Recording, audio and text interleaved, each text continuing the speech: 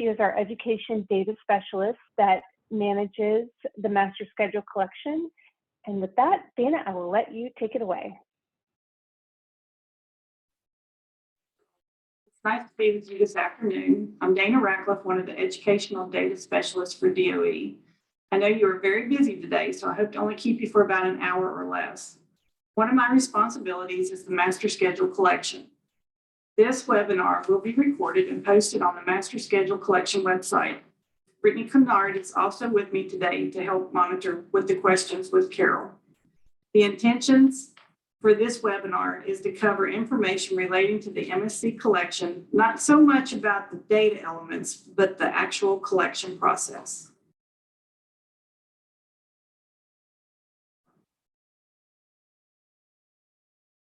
If you have a question, please use the Q&A icon found at the bottom of your Zoom screen. All questions will be addressed from that section.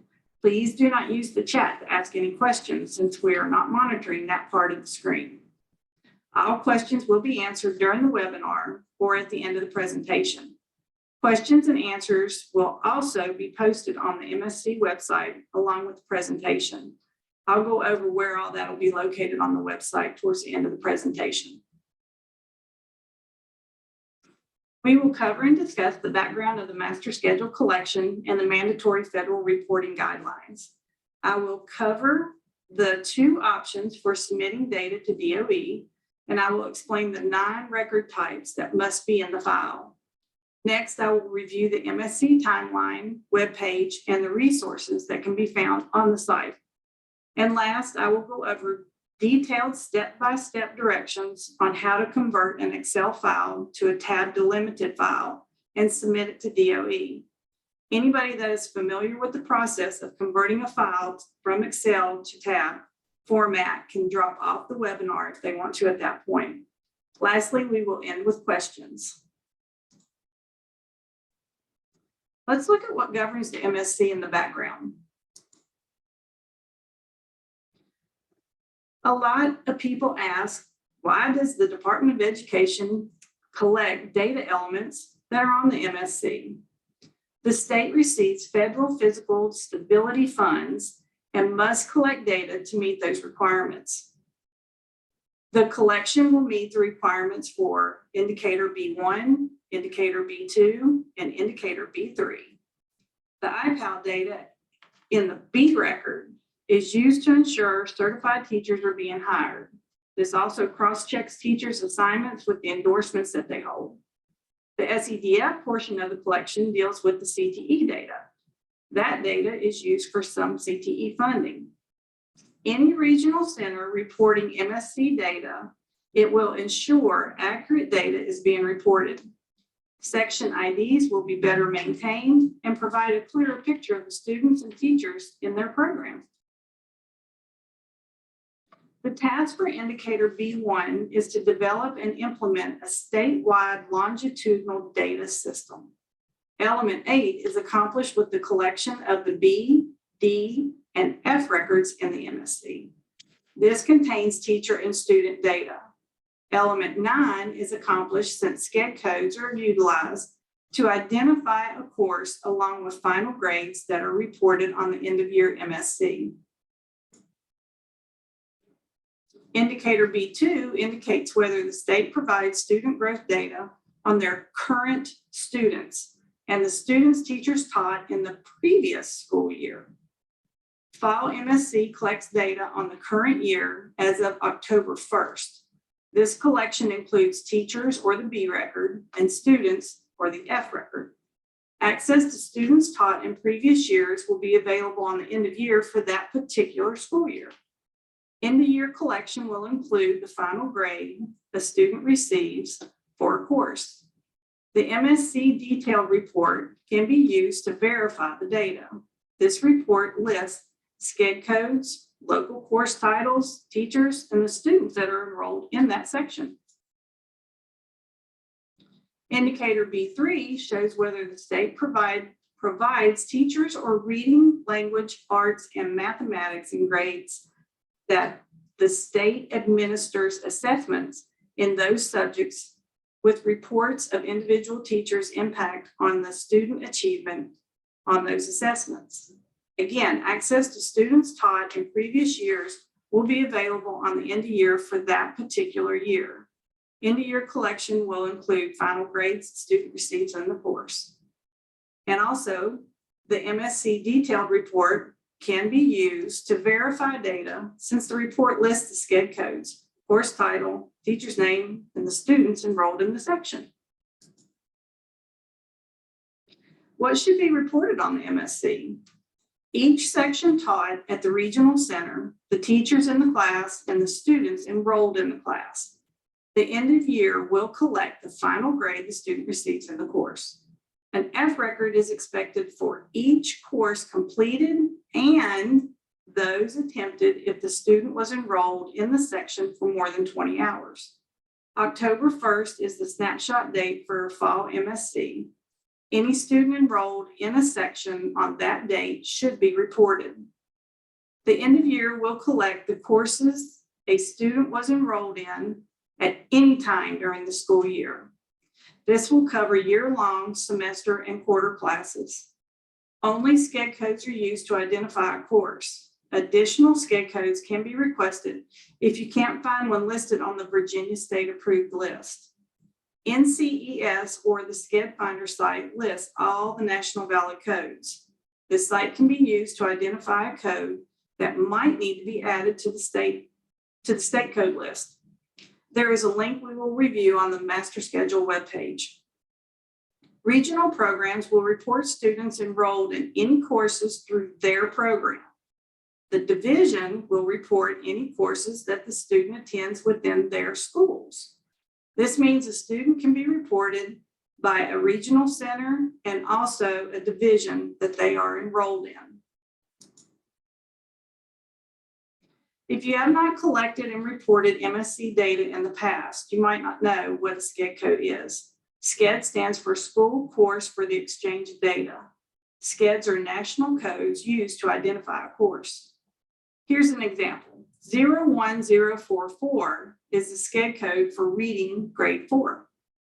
A complete list of Virginia State active codes is on the MSC website. The document is listed under the supporting documents for that school year. Let's review how the data will be reported to DOE. When regional centers submit MSC files to VDOE, there are two options for submitting these, and equally are acceptable modes of reporting. Option 1 is a division data collection manager submits MSC data for the regional center. Option 2 is the regional center submits their own data. Depending on how your program operates with local school division size in your program, one model might work better for you than the other. The end result of either of these modes is that VDOE will receive a data file where the regional program is the reporting entity. It can be staff from the regional program that submits the file or staff from one of the school divisions. Again, either way is acceptable. Option 1, a data collection manager from one division uploads the data for the regional centers. The regional center will compile a file with class, teacher, and student data elements. Use the data file template located on the MSC website to enter the data. Proper codes and formats must be used. It's very important to remember to use the Dropbox feature in SSWS when sending data to the divisions. Only one collection manager from a single division can upload a data file for the regional center. The regional center file should contain all the data for all the divisions, but only one person will upload the file. The division collection manager will require an SSWS login for the regional center. This is different than the division's SSW login for that person. Option 2, regional centers upload their own data. The first couple steps listed are the same no matter which option is being used. The regional center compiles the file, and then the center can use the data file template located on the MSC webpage to enter their data. After all the data has been entered into the template, convert and save the template as a tab delimited file. Next, the regional center will sign into SSWS and upload the file. All local approvals must be completed. This includes MSC, CTE, IPALS, which is only in the file, and SEDF CTE. The last step is for the superintendent to complete the approval process. This is a sample of what an uploaded text file should look like. The file is uploaded in SSWS for the single sign-on web system. Several validation steps are performed, and any errors found will be noted. All errors must be corrected within the text file, then uploaded again. The final step is to verify the data. Use the MSC, CTE, IPAL, and SEDF verification reports to verify the data that's been submitted. Notice there are tabs between each data element. All filler and retired fields must be included in the file. There are 9 different record types. MSC is a very large data report. The B record is used for IPAL reporting. This cross-checks a teacher's endorsement with the endorsements required to instruct the course. Course level data is collected in the C record. The SCED code is reported along with other data such as how long the class is taught in the semester. Each section is related to a course, so there can be multiple courses reported for the same SCED code. The D record collects the section information. You should be noticing how the different record types are connecting. The teacher is connected to the section, then the section is connected to the course. The E record is used to report teachers who are not licensed and contracted vendors. This would be something like an MOP, a non-MOP vendor. The F record is used to report students enrolled in a section. Each section a student is enrolled in has been enrolled in will need an F record reported. The G record, which again is only collected in the file, reports administrators and pupil personnel. A few examples of pupil personnel is school counselors, school psychologists, librarians, reading specialists, ESL teachers, or a math specialist. That's just a list of a few. The I record is used to connect 2 or more sections together. The sections are different levels of the same course being taught during the same class period. This is required for CTE sections. An example is drafting 2 and drafting 3 are taught during the same period. The J record is for reporting co-op teachers and the number of students they oversee. And last, the K record is used to report 2 different SCED codes taught together to make one course according to the division's guidelines. An example of that is that a SCED code 01001, which is for English 9, is paired with the SCED code 01151, which is public speaking, to create a specific course. This is a sample of what the D and F records will look like in the spreadsheet format. Data elements in the D record are section ID, which is a unique number assigned to each section. This is used to link the different record types together. Serving division is the division the student is enrolled in, and then serving school is what school is providing the instruction. The teacher prefix and number, notice that these are 2 separate fields. They are split. Local provider is the staff number assigned by the division. Teacher roll code shows the teacher's role in the classroom. They can be a lead teacher, long-term sub, or even a co-teacher in the classroom. Defined class type is who the class is intended for. An example would be a special ed class intended for specific learning disability students. And there are 2 filler fields at the end of the record that can be that must be included in the text file. The F record data elements are the section ID, the local provider ID, state testing ID, or the student's STI. Local student ID is assigned by the division. Final grade is the grade the student receives at the end of the course. This is only reported on the end of year MSC. Virtual course indicator is the code that describes the mode of instruction for the student that the student is receiving. Dual enrollment is for courses that receive college credit. Work-based learning is CTE and non-CTE related data elements to report things like internships. Governor's Academy code is STEM related data. The responsible division is used to report the division the student is enrolled in. This is optional for LEAs, but required for regional centers. And we'll say that again. The responsible division is required for regional centers to report. Credit awarded flag is used to show that the student received credit for the course. This doesn't mean that they passed the course, they just received credit.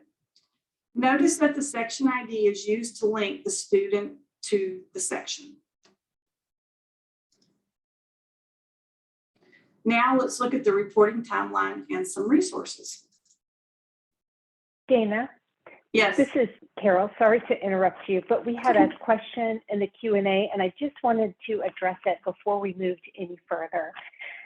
So I wanted to just note that the bigger picture of this is that each regional center will have either someone from their staff or someone from a school division staff log in as a regional center user in SSWS and submit a file, in this case for master schedule collection, as the regional program.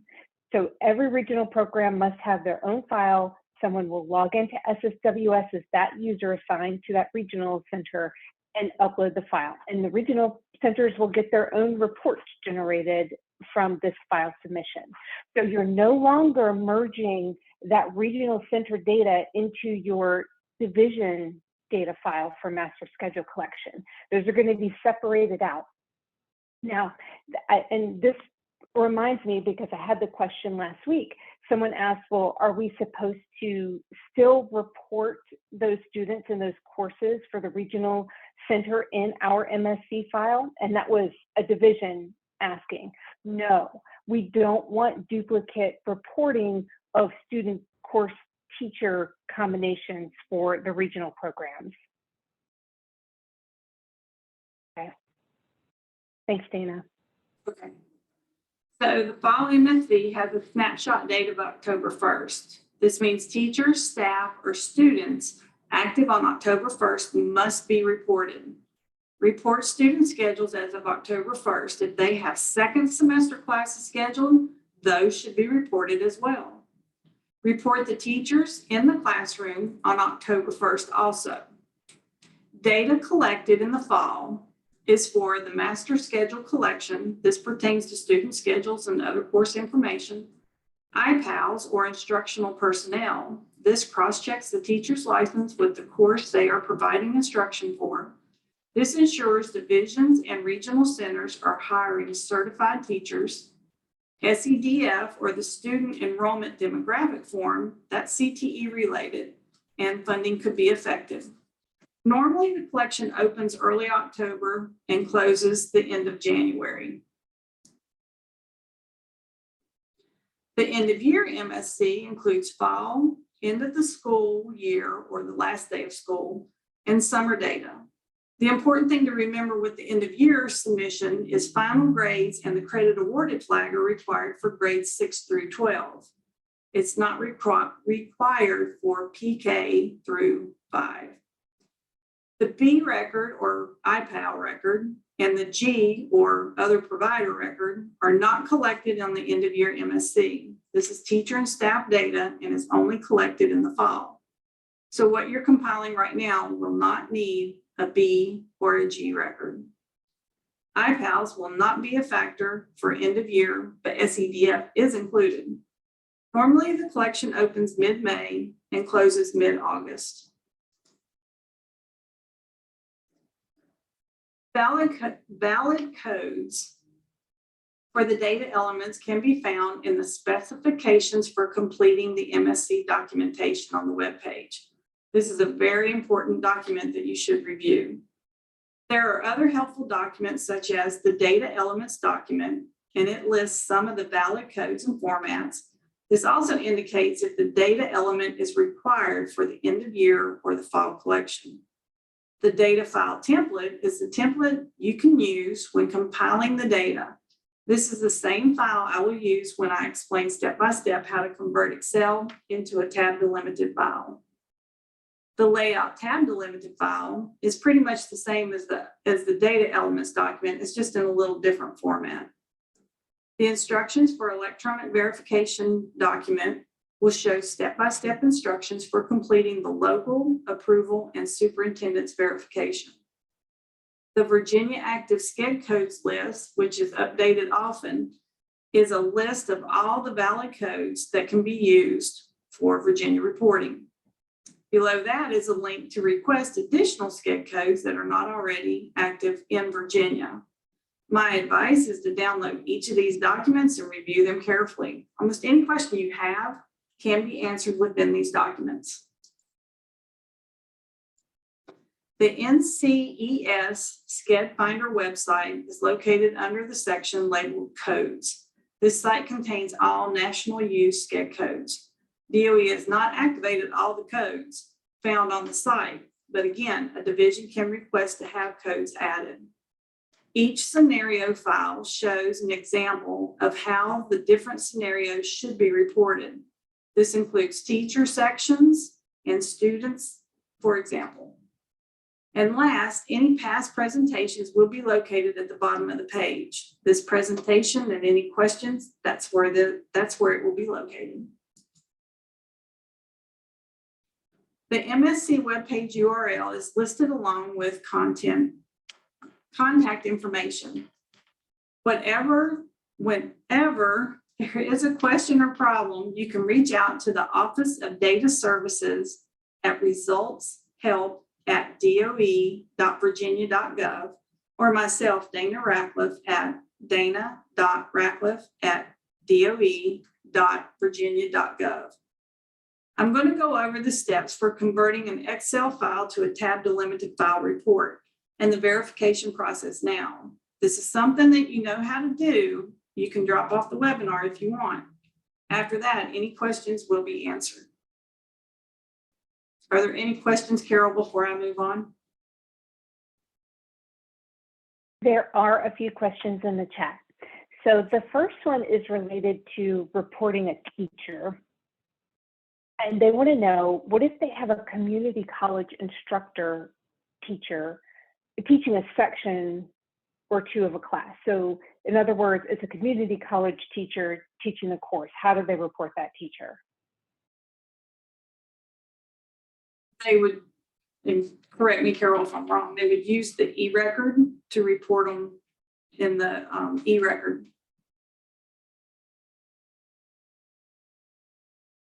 Right, and you have a scenarios document on the MSC webpage that goes into how to report teachers using either a D or E record, depending on if the teacher is employed by you or if it's sort of like a contracted provider.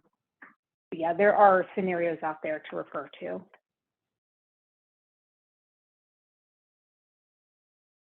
Okay, here's the next question. So this regional program, they work with 7 divisions, 13 high schools. Will they need to get state testing ID numbers and local student IDs from each school? Yes, that's going to be required for the F record. Each F record that a student has is going to require the STI and a local number.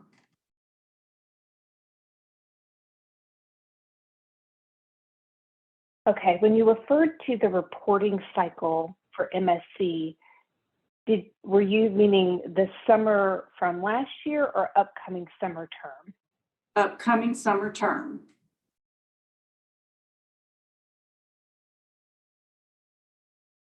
All right, the last one I see in the chat do you have any specific advisement for private day schools reporting this information to the individual LEAs they work with?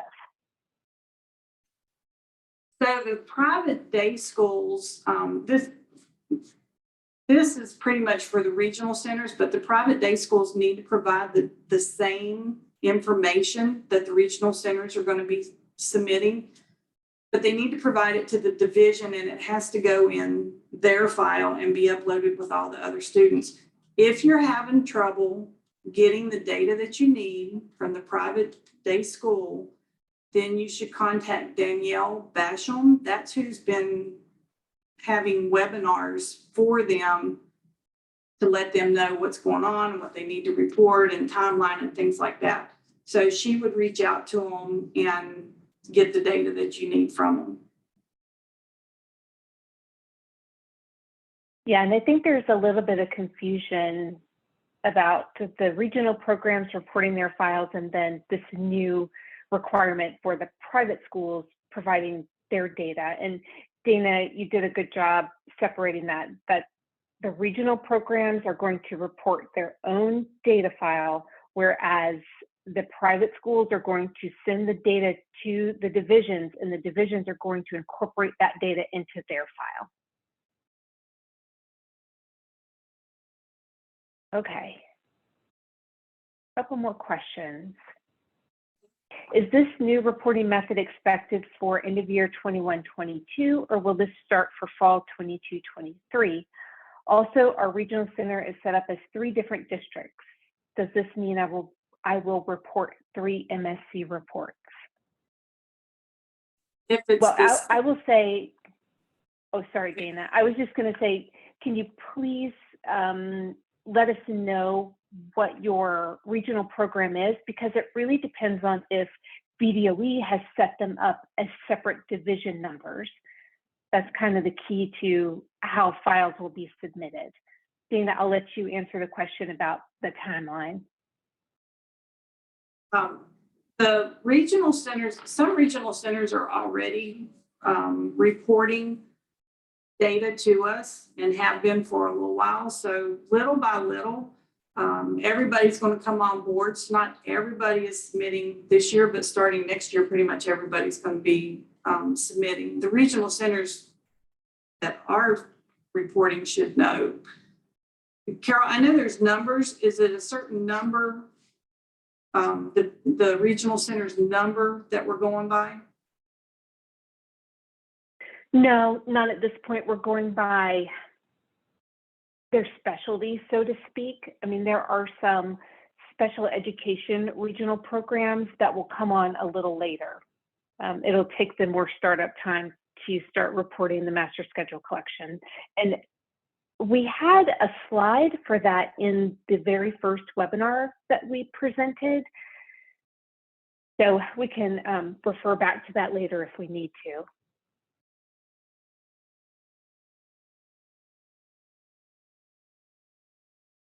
Okay, we have a few more questions in the Q&A. Dana, did you want to answer all of these now? If you feel like I need to, or we can wait, I don't know what the questions are, so. Okay.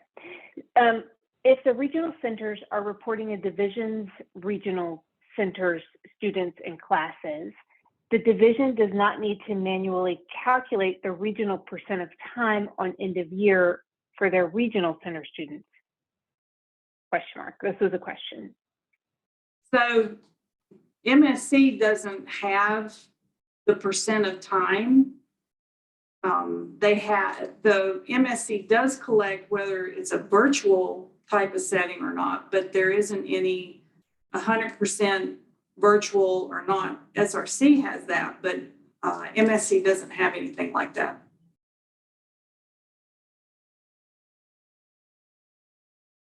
All right, so just a little clarification on that local provider ID. Should that be the local provider ID, the regional number, or the number from the LEA? So the regional center teacher is going to have a local provider ID. The regional center, it's their teacher. So the regional center should assign them an ID, and that's the ID that should be reported in the MSC.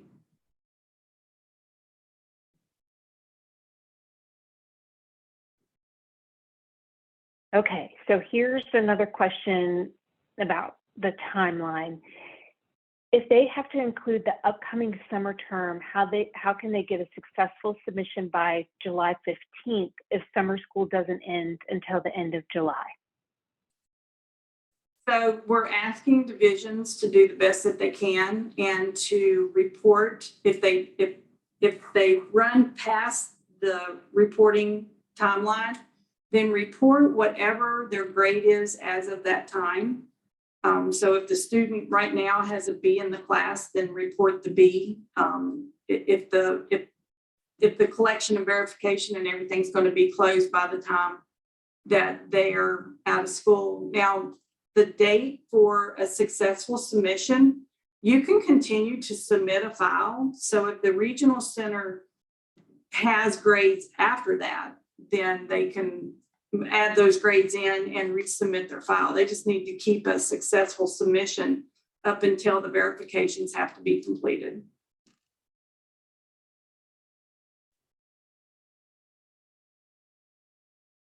Now, yeah, and that's always been the case. Yeah, with the method. I know we've had some questions about the private day schools. I think they're more in that situation than maybe the regional centers. And it's the same for those. The division would just use whatever the student's grade is as of that time that everything's due.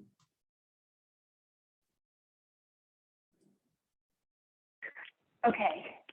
They know they have to report the STIs that the divisions use. What about the local student number? Can the regional program assign their own local student number, or should they use the one from their responsible school division?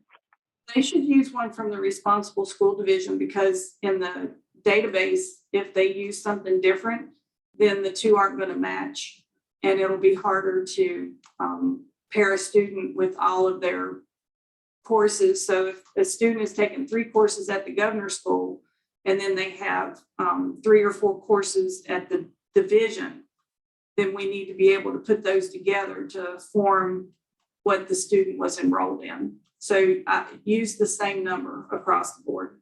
It just makes things easier.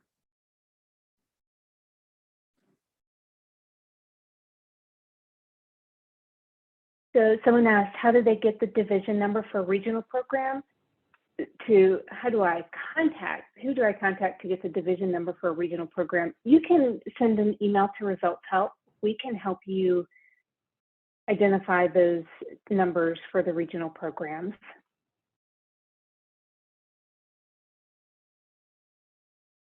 Can you review the SPED slide from, okay.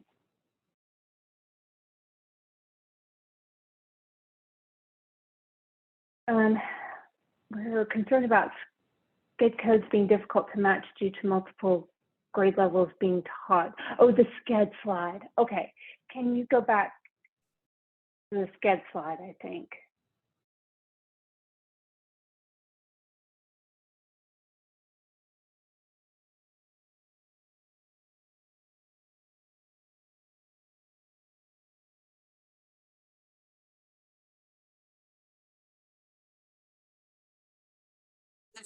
This slide, this one has the website, and then what SCED stands for. Is that the slide that we need to be on? Yeah, I think so. And Crystal, if you want to reach out to us later, reach out to Dana. She can help you specifically with the SCED codes. There's a lot of them. Can you explain? Yeah, there are. Can you explain about the B record and it being only required in the fall? They don't have to report it on the end of year. How do they report new teachers? So the B record is needed in the fall, so teachers can, they can cross-check and make sure that certified teachers are being hired, and that's what what is in the classroom, the type of teacher in the classroom that they're certified.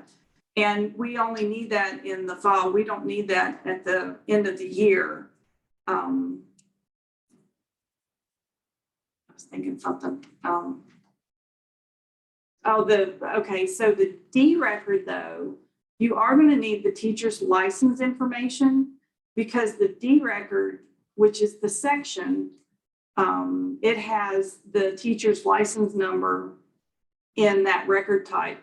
So you are going to need their license number for the end of the year, but in the fall, that's when you're going to report their name, their number of years of service, their race, ethnicity, things like that. That's what you need in the fall. End of year, you only need their license number and then their ID that's been assigned to them.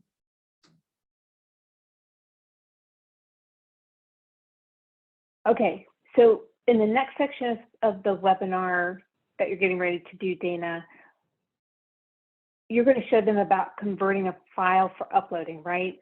Yes. And is that something for private day providers as well? Will they benefit from that? They would benefit from it because the divisions that they're working with, they might ask them to send them the data in a tab delimited file.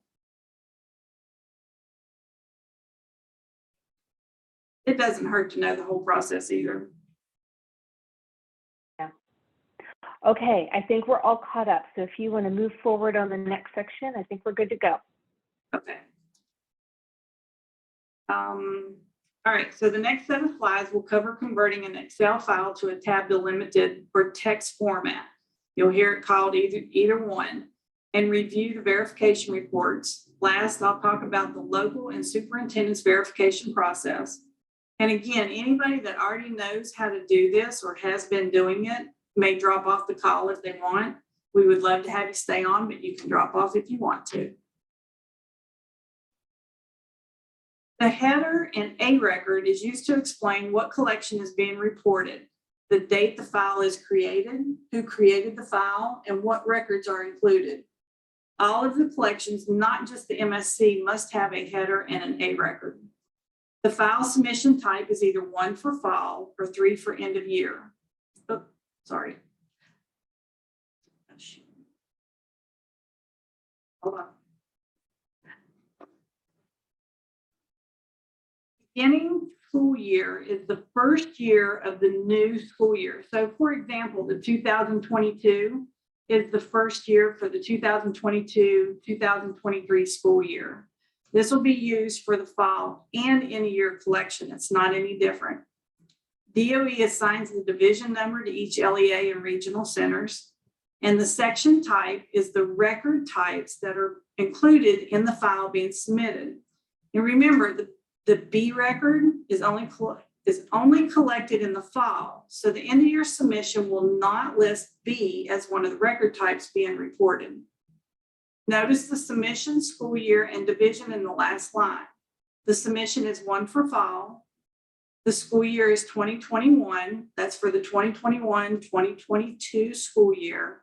And the division number is 888. Again, DOE assigns that. Converting the spreadsheet to a tab delimited or text file takes several steps. Highlight the data in the spreadsheet or template starting in the first cell or A2. Drag over to pick up all of the data elements, making sure to include the filler and retired fields. In this example, you'll go from column A to double A. Even though the last 2 columns do not contain data, they must be selected as well. That's very important to remember.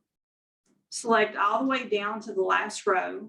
And again, the data elements must be selected even if they don't contain data. Now, copy the data. Open a new Word document. Paste the data that was copied from the spreadsheet or template into the blank Word document. The one thing that you need to make sure you do is to use the paste special option. If this isn't used, the data will not be in the correct format. Choose format, choose unformatted text as the format to paste the data. On the top ribbon, make sure to click the Show Hide feature and turn it on. This just helps with troubleshooting, and it lets you see the file in the raw form. Your Word file should look like this. Notice how things line up. Notice how there is a tab character when there isn't any information or data to be reported. These are the filler or retired fields. Repeat the steps for each tab in the spreadsheet. The spreadsheet has a tab for each record type. So there's a tab for B record, tab for C record, tab for D record, and so on. Copy everything in the Word document and paste it into Notepad. Notice how the D records go beyond the B record. Add the header or A record if it hasn't already been done. The last step is to save the file in text format using File Save As or File Save. This is the format required for any file uploaded in SSWS, not just MSC. Be sure to remember the location of where you save the file because you will need that when you upload the file. There are two different ways to upload the file, and we've already talked about them earlier. The data collection manager in one division uploads the file for the regional center, or the second one is where the regional center uploads their own file. If the division is going to upload the data, only one person in that division is allowed to have access to SSWS for the regional center. This doesn't matter how many divisions are represented at the regional center. Only one person can have access to upload the file, and that file should include data for all the divisions represented at that regional center. Now let's look at the screens that you will use in SSWS to upload the text file you just created. The collection manager will receive an email with the status of the uploaded file. It will be either successful or failed. Nobody likes to see failed. The first validation check for formatting of the file is for formatting the file. The second validation pertains to the data being reported. Any errors that are discovered during the validation process will show under View Errors or View Warnings in the right menu. Errors must be corrected within the text file and uploaded again. The SSWS manager must assign access to the reports to the different local approvers or staff members before they will see the reports link. Now let's look at the different reports that need to be reviewed. Log into SSWS if you are not already logged in. Scroll down the list of applications and click either MSC, IPAL, or SEDF. Each application has reports to verify. Click the reports link in the right side menu. There are two reports under MSC that need to be verified. The first is the MSC verification report. This report contains things like dual enrollment totals, virtual learning indicator, and students who might be missing and not reported on the MSC but should be. The CTE verification report is short and shows Governor STEM Academy enrollment totals. The IPAL verification is only available in the file because it contains the staff and teacher information. The verification report will list totals of courses, staff, and unlicensed or not properly endorsed teachers. The other helpful report that's on this page is the SCED and assignment code to endorsement mapping. This report lists each Virginia valid SCED code and the endorsement a teacher must hold to be properly endorsed for that course. The SEDF verification report should be reviewed by the CTE director. The report will list abnormalities that pertain to teachers or sections, such as a teacher has too much time that they teach, or they have too many students for that CTE course. The report also breaks down each section by race and gender. Once any errors have been resolved and the verification reports are reviewed, the collection manager needs to submit the file for local approval. This will send an email to the local MSC, CTE, IPAL, and SEDF approvers, informing them that they have a report that they need to approve. From there, the collection manager will submit the collection for verification. This step will send the file to the superintendent for approval. There is documentation outlining step-by-step the approval process on the MSC website. SEDF seems to be the one that's the one local approval report that is the most confusing. This report requires an extra step during the approval process. The instructions outline entering an explanation for any abnormalities and how to submit that. Let's recap what we covered in the presentation. The background and federal reporting requirements for the MSC was covered first.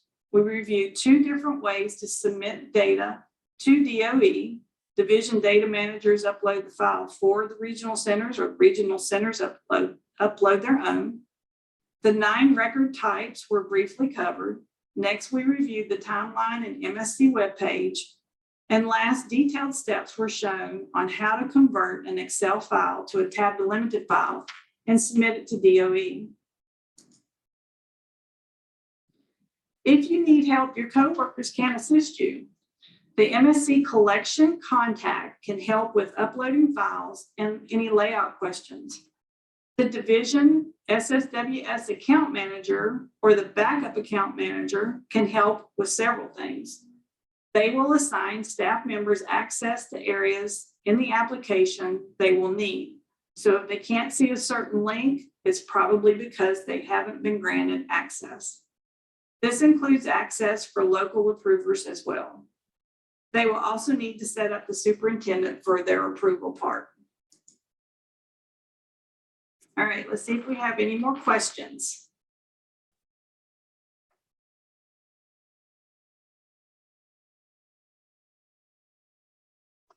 I'm not seeing any more questions in the Q&A or the chat.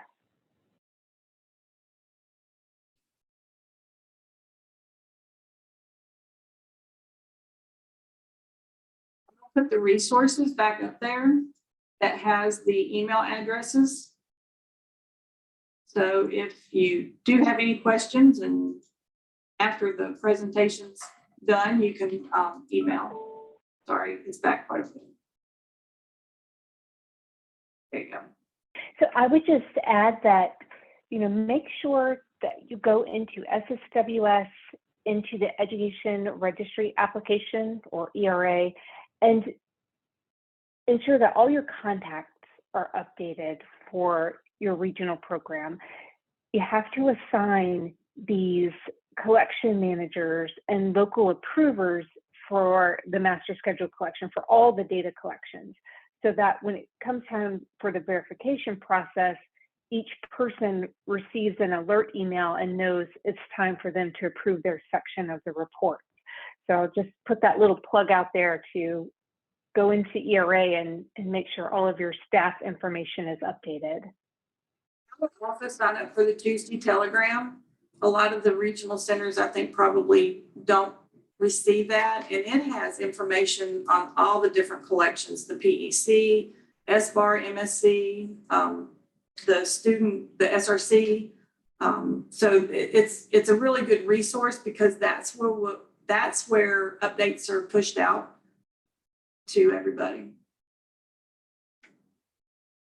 And I'll also add that one of the perks of reporting your own data file is you'll get your own reports on your students. And if VDOE can help in any way, if for the regional programs, if there's something specific that you would like to see in your reports, we can work on that. We can work on enhancing the verification report so you see data in a way that's more meaningful to you. So we're trying to give you a little bit back because we understand that this is a new requirement and it can be a bit burdensome. So we can offer that carrot, so to speak, if you have some reports you'd like to see that we can develop for you. Okay, I don't see any other questions So Dana, I'd like to wrap up. Okay. Remember, if you have any questions, you can email results help or myself, and we will be more than happy to help you. The window opens Monday, so start working on your file. Thank you. Thank you.